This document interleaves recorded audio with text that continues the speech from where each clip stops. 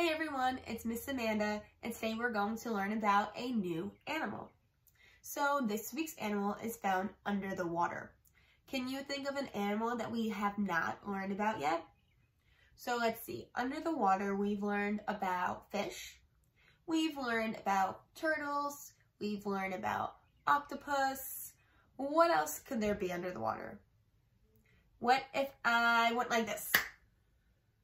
A shark, you're right. So as you already know, sharks live under the water. Sharks can live in different types of water too. Some sharks you can find in the ocean, in salt water. Otherwise, you can find some sharks in rivers and freshwater. This is because there are all different types of sharks with different names and colors and sizes too. Sharks can either be super tiny or they can be super big.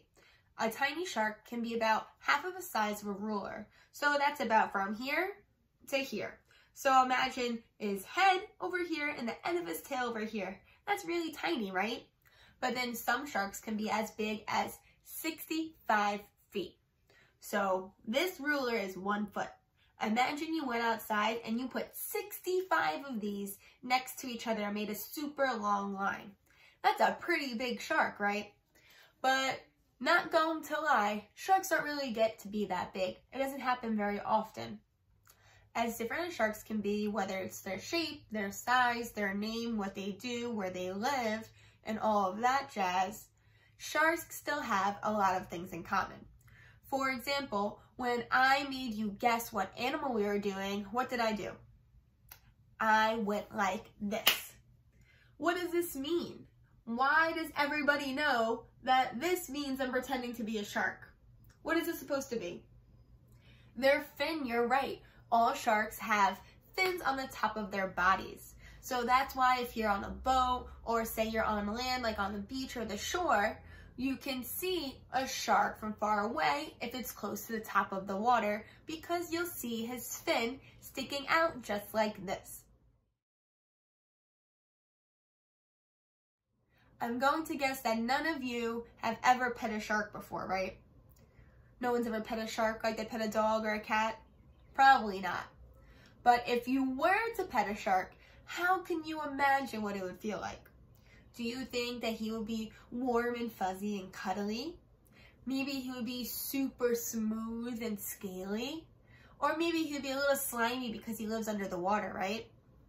Well, really, if you were to pet a shark from its head to its tail, it would be a little rough and bumpy. His skin isn't that smooth as you think.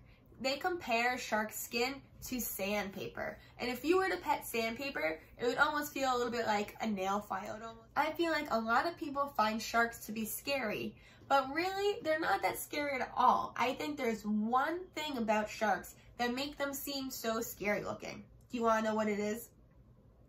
I think it's all of their big sharp teeth. Just saying big sharp teeth seems pretty scary, but if you were to just take away those teeth from sharks, I bet you they wouldn't seem that scary at all. You want to see? Look at these sharks. Don't they look kind of silly and funny and almost like you want to be their friends just because they don't have any scary teeth? They have normal teeth like us. One of them even has his tongue sticking out. It is true though, sharks have tons and tons of teeth.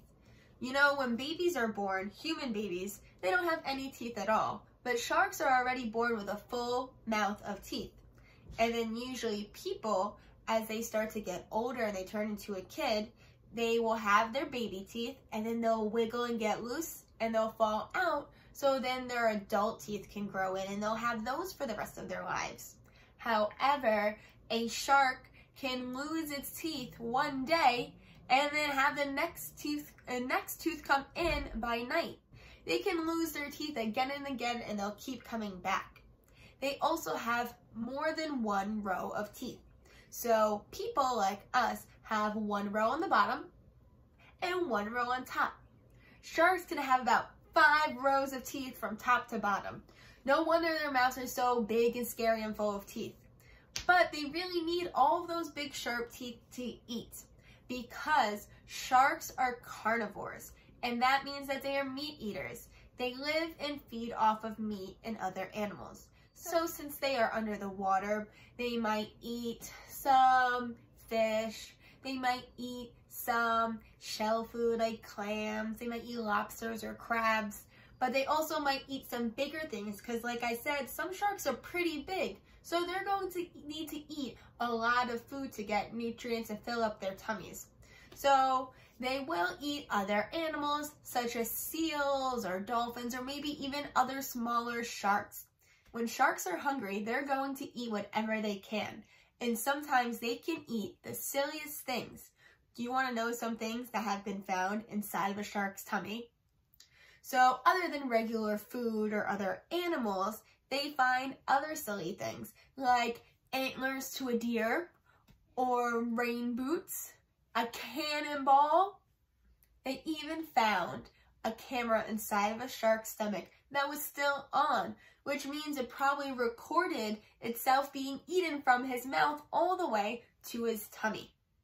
That's enough learning about sharks today. Let's go ahead and make our very own sharks. So today we're going to be making sharks out of toilet paper rolls.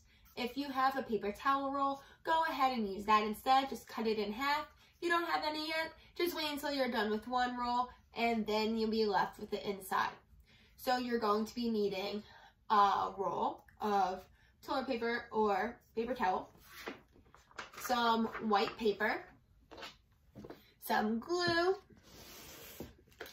a black marker, I suggest a Sharpie, a paintbrush because you will be using either blue paint or you can use gray paint. I'm going to make a light blue to use.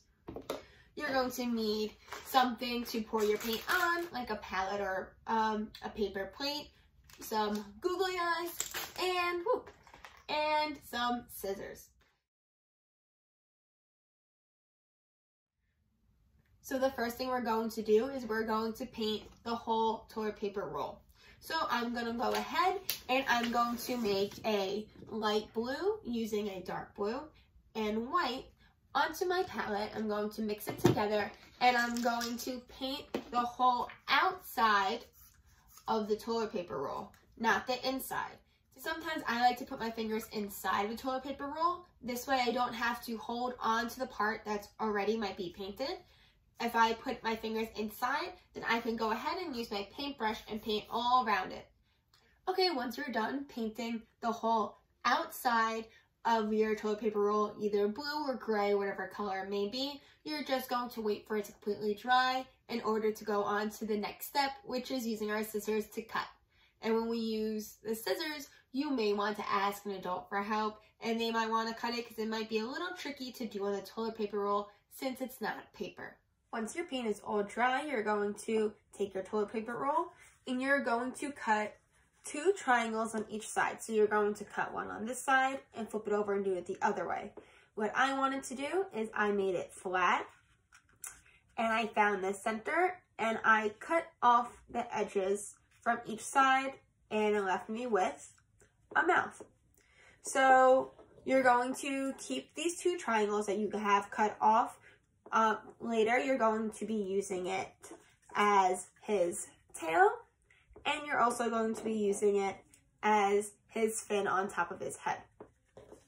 In the meantime, we're going to make some teeth. So you're going to use your white piece of paper, and you are just going to cut out a bunch of different triangles. I would not do them individually unless you want the kid to put on each tooth by itself. If you wanted to make it a little bit easier, you can make just 4 rows of teeth, just like this.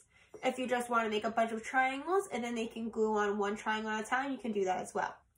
So once you make, whether it is your rows or your individual triangles, you are going to glue them to the inside, the part without paint, inside the mouth. So it's going to come out, hold on, looking a little bit like this with his teeth popping out. So give me a moment, I'm going to do that and then we can go on to the next step. So I use regular liquid glue to put on the teeth of my shark. You may want to use a glue stick instead, that's up to you. And then you'll end up with teeth on the top and the bottom of your shark. And the next thing we're going to do is we're going to attach our tail and our fin. So with the fin, Since I already have one side painted, I think I'm going to fold my triangle in half and make it one triangle. And I think I am going to need help from an adult because I am going to choose to make a slit right in the inside to put the fin in. If you have hot glue, it may be easier for you to glue the fin right on top of your shark's body. And once I'm done with that, I'm going to attach my shark tail, my other triangle, to only one side. And I'm going to glue it all the way at the edge, and it's going to be pointing towards the mouth. And you're going to end up having it look like this. So I'm going to go right ahead and I'm going to attach my fin and the tail. Okay, I added the top fin on top of his body and his triangle tail at the end. The next thing I'm going to do is I'm going to add his eyes. I'm going to place them right over here towards the end and above his mouth. And then afterwards, I'm going to draw 3 little lines right over here in the back of his mouth to represent his gills so he can breathe under the water. I'm going to show you when I'm done. Already, my shark is all complete. So I added his eyes right up here and his 3 gills so he can breathe. So he has his teeth, his fins, his tail, eyes, gills, and everything else. So as you can see, this is a tiny shark. So if you did end up using a roll of paper towels instead, it's really not that big of a deal because his mouth takes up a big part of his body. But remember, he has a big mouth to fit all of his teeth. So I hope you guys had fun and you learned a little bit more about sharks. See you next week.